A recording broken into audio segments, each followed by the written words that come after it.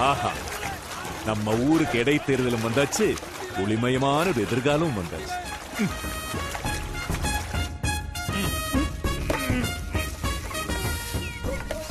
தேர்தல் தேதி அறிவிச்சிட்டாங்களா? அறிவிக்கிறதாவது காக்கா கா கூ கூ கூ ரெண்டு கட்சிக்காரங்களும் போட்டி போட்டு ஜெரூரா வந்துட்டாங்க. ரொம்ப சந்தோஷம். நம்ம ஐடியா பண்ண மாதிரியே ஜனங்க எல்லாத்தையும் பேச வச்சிட்டியா? விட்டுருவேனா? ரெண்டு கட்சிக்காரங்களும் நல்லா கேட்டுக்குங்க. எங்க ஊருக்கு பாலம் இல்ல. யார் பாலம் கட்டி குடுக்குறீங்களோ அவங்களுக்கு தான் ஓட்டு. அப்படி இல்ல யாருக்கும் ஓட்டு போட மாட்டோம். வெப்பம் வேட்டு வேட்டு வேட்டு வேட்டு. என்னங்க இது? பாலம் கட்டாம நம்ம பருப்பு வேகாது போல இருக்கே. யோ, அதுக்காக கோடிக்கணக்கில் கை காசு கட்சி காசு செலவு பண்ண முடியுமா நம்ம? என்னடா போன தடவை ஆட்சியில இருந்து சம்பாதிச்சவன் இவனே யோசிக்கிறானே. அட போங்கண்ணே, அதுக்கு முன்னாடி ஆட்சியில நம்ம சம்பாதிக்கலையா? அண்ணே, ஆட்சியை பிடிச்சா ஒண்ணுக்கு 10 அள்ளிடலாம்னே. அண்ணே, நம்ம முந்திக்குவேனே. அண்ணே சரின்னு சொல்லுங்கண்ணே, சொல்லுங்க. ஒருத்தருக்கு ஒருத்தர் போட்டி போட்டுக்கிட்டு அந்த காக்கா கா கட்சிக்காரன் நான் நாளைக்கே பாலம் கட்டுறேன்னு சொல்லி வேலையை ஆரம்பிச்சுட்டான்.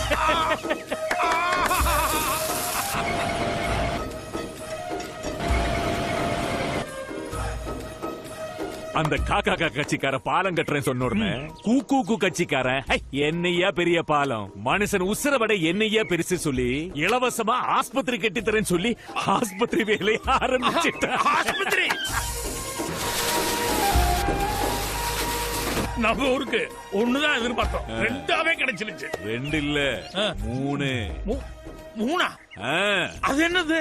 மக்களே ஆஸ்பத்திரிங்கிறது உடம்புக்கு ஏதாவது வந்தால் மட்டுமே தேவைப்படும். ஆனா உங்க குழந்தைங்களுக்கு 5 வயசுல இருந்தே தேவைப்படுறது கல்வி. அந்த கல்வி கண்ணை திறக்க போறது நாங்கதான்.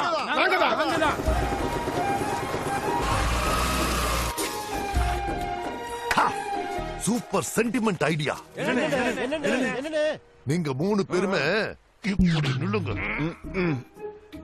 யோ, ஏன் இவ்வளவு எரிச்சல் தெரியுமா? சொல்லுங்கடா. போன தடவை கல்வி கண்ணை திறக்கணும்னு நான் தான் ஐடியா பண்ணேன். ஆனா உங்க 3 பேர்ல எவனோ ஒருத்த அவங்கிட்ட இருந்து இத வாங்கிட்டு என் ஐடியாவை அவன் கிட்ட கொடுத்து அவன் ஸ்கூல்ல திறந்துட்டான். இவன் தானே. யோ, நீ தானே கமிஷன் வாங்கின. கொஞ்சமா இருக்கண்டு போட்டு கொடுக்கியோ. யோ வாய மூடுங்க. இந்த தடவை கட்டி முடிக்கிற வரைக்கும் என் ஐடியாவை யாருக்கும் சொல்ல போறதில்ல. அது சஸ்பென்ஸ். அட, அவங்க ஜஸ்பென்ஸ் வைக்கிறாங்கன்னு சொல்லி நீ எங்கிட்ட ஜஸ்பென்ஸ் வைக்கிறிய? இந்நேரம் வேலையை ஆரம்பிச்சிருப்பாங்கல்ல, என்னன்னு சொல்லு. நான் சொன்ன நீ நம்ப மாட்டேன்னு. பரவாயில்ல சொல்லு. நம்ம ஊர்ல நட்ட நட்டு சென்டர்ல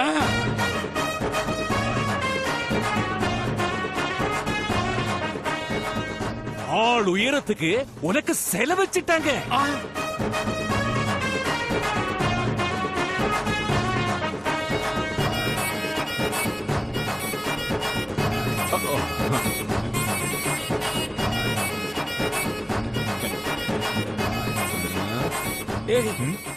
யாரு வந்து சிலையை திறக்க போறாங்க? வச்சவன் தான் திறப்பான். அது உங்க குண்டா ஒருத்தன் நிக்கிறானே, அவன் தான் வச்சா, அவன் தான் திறக்க போறான். அவன் தான் நிக்கிறானே, திறக்க வேண்டியதானே? அண்ணே, சிலைய திறந்த உடனே உன் சம்சாரம் வந்து சிலைக்கு பால் ஊத்த போறாங்க. நங்கைக்கு தகவல் போயிருக்கு, இப்போ வந்துருவாங்க, கொஞ்சம் பொறுத்துக்க. ஐயோ,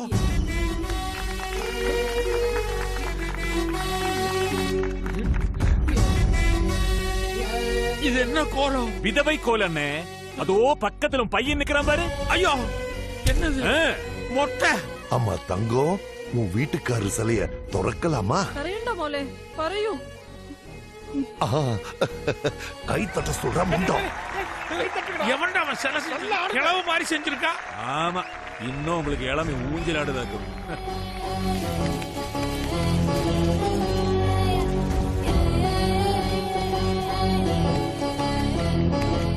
அம்மா தங்கம், அவர் சிலையாயிட்டாரு. நாம இனி ஒத்த ஆள் தானே. எந்த சந்தோஷமும் இல்லாம எப்படி காலம் தள்ளுறதுன்னு மட்டும் கவலைப்பட்டுறாதம்மா. உனக்கு எந்த குறையும் இல்லாம எல்லாம் பண்ணி கொடுத்து பாதுகாப்பா வச்சிக்க வேண்டியது என் பொறுப்பு. நீங்க பேசுறது உங்களுக்கு நல்லா இருக்கா?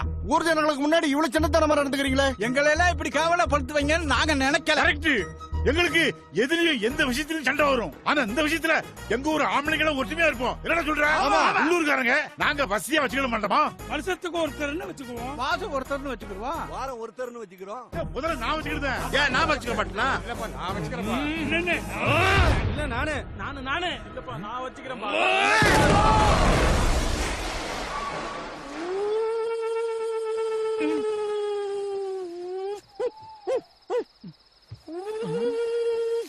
பங்காளி என்னது பையனை தூக்கிட்டு வந்திருக்க? என்ன ஏதுன்னு விவரம் சொல்லு பங்காளி. அன்னைக்கு ஏதோ மூஞ்சியே தெரியாத ஒரு பணத்தை மூடி கட்டி இவனுக்கு காட்டணும் இல்ல, அன்னைக்கு இவனுக்கு எதுவுமே தெரியல. அதுக்கப்புறமா அந்த சிலைய பார்த்ததுல இருந்து அப்பா அப்பான்னு அழ ஆரம்பிச்சு ஐயோ மயக்கம் போட்டு விழுந்துட்டான். எந்த பங்காளி பேச்சர் பண்ணிட்டு இருக்க? டாக்டர் எல்லாம் கூட்டு போயிருக்கணும். ஒண்ணுல சாதாரணமா ஒரு காய்ச்சல் அவ்வளவுதான். ஆனாலும் எனக்கு என்னவோ உங்ககிட்ட ஒரு வாட்டி காட்டுனா எல்லாம் சரியா போயிடும் தோணுச்சு. அது சரிதான். ஆனா இதெல்லாம் நங்க கிட்ட சொல்ல முடியாதுல்ல, அதனால சாப்பாட்டுல கொஞ்சோண்டு மயக்க மருந்த போட்டு கொடுத்து அவங்கள தூங்க வச்சுட்டு இவனை தூக்கி எடுத்துட்டு வந்துட்டேன்.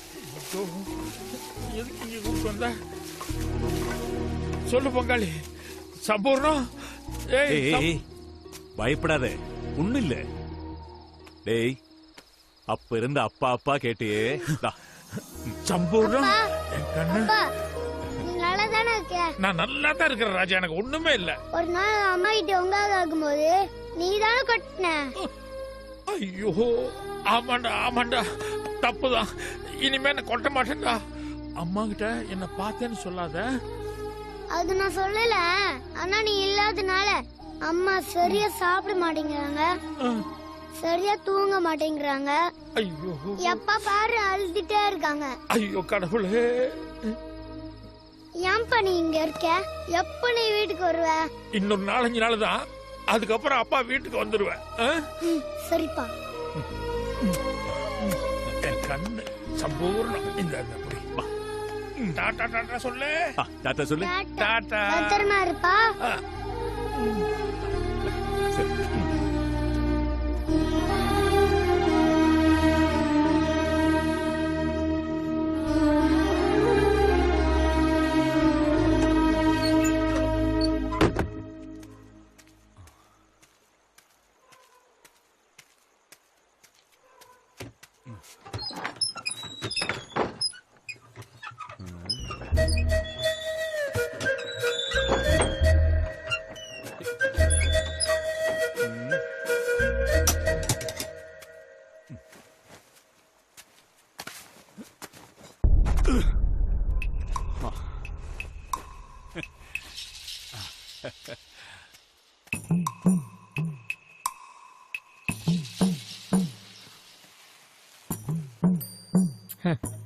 அண்ணன் போயாச்சு, திண்ணைக்கு ஆள் வந்தாச்சு.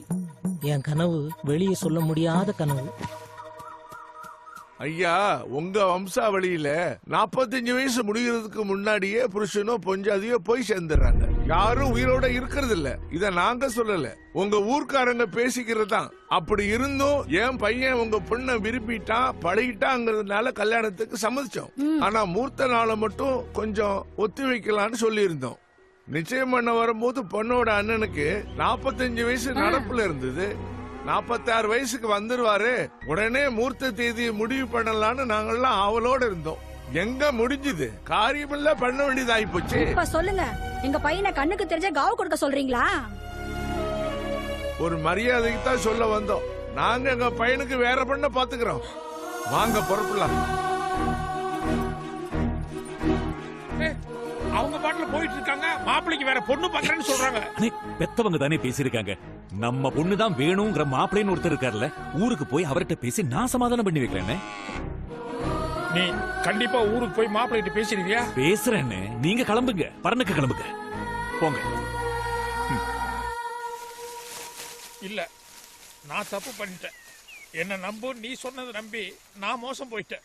அண்ணே, அவ உனக்கு மட்டும் இல்ல, எனக்கும் தங்கச்சிதான். வயசுல சின்ன பையன் கூட பார்க்காம ஊர்ல போய் மாப்பிள காலில் விழுந்து விஷயத்தை எல்லாம் சொல்லி அவரை நம்ம ஊருக்கே கூட்டு வந்துட்டேன். கல்யாணத்துக்கும் ஏற்பாடு செஞ்சுட்டேன். ஆனா எல்லாத்தையும் கெடுத்தது ஓன் தங்கச்சிதான். எங்க அம்மா எங்க அண்ணா மாதிரி உனக்கும் ஏதாவது ஆயிட்டா என்னால தாங்கிக்க முடியாது. எங்க அண்ணன் லட்சியப்படி இந்த ஊர் குழந்தைங்களுக்கு படிப்பு சொல்லி கொடுக்கறதுக்காகவே என்னோட வாழ்க்கைய நான் அர்ப்பணிச்சுக்கலான்னு முடிவு பண்ணிட்டேன்.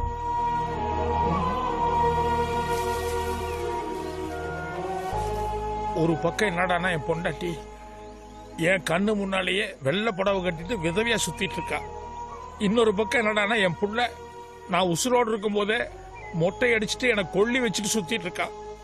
இப்ப கடைசியா என் தங்கச்சி கடைசி வரைக்கும் நான் கன்னியாவே இருப்பேன்னு சொல்லி முடிவு எடுத்துட்டா. போதுண்டா சாமி, எனக்கு ஒன்னும் பெரிய மகான் ஆகணுங்கிற ஆசையெல்லாம் கிடையாது. நான் மாமூல் மனுஷன்தான். போய் நடந்ததெல்லாம் சொல்லிடுறேன். தள்ளு. அண்ணே, என்ன ஜனங்களை பத்தி நீ என்ன எப்ப பாரு ஜனங்கனே பேசிட்டு இருக்க? படைச்ச பிரம்மாக்கே நம்மூர் ஜனங்களை பத்தி அக்கறை இல்ல.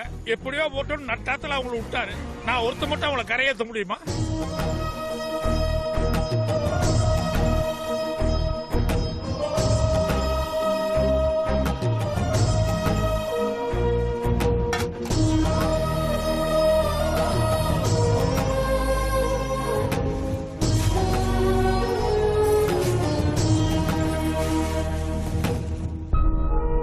பெரியப்பாண்டி, எனக்கு கல்யாணம் ஆகி 15 வருஷம் வரைக்கும் குழந்தையே இல்ல. அதுக்கப்புறம் எனக்கு 2 குழந்தை பிறந்துச்சு. அப்ப அப்படி ஒரு சந்தோஷப்பட்டேன்.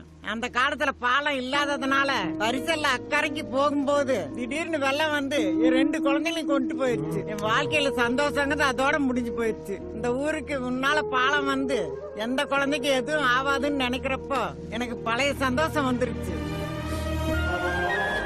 1000 கோயில கட்டுறதை விட ஒரு பள்ளிக்கூடம் கட்டுறது உண்மையான புண்ணியம்னு சொல்லுவாங்க. இந்த ஊருக்கு உன் புண்ணியத்தினால பள்ளிக்கூடமும் வந்துருச்சு. உசுரை காப்பாத்துற ஆஸ்பத்திரியும் வந்துருச்சு. உன் பையனையும் உன் பரம்பரையும் இந்த ஊரே மனசார வாழ்த்துறோம்.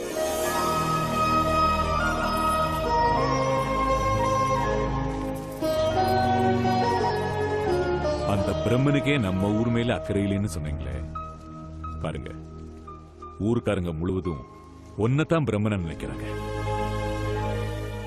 இப்ப நீ போய் எல்லா உண்மையும் போட்டு உடச்சேன்னு வை, அவ்வளவுதான். அரசியல்வாதிங்க அவங்க கட்டி கொடுத்த பாலம், பள்ளிக்கூடம், ஆஸ்பத்திரி எல்லாத்தையும் அவங்க போட்டு உடைச்சிருவாங்க.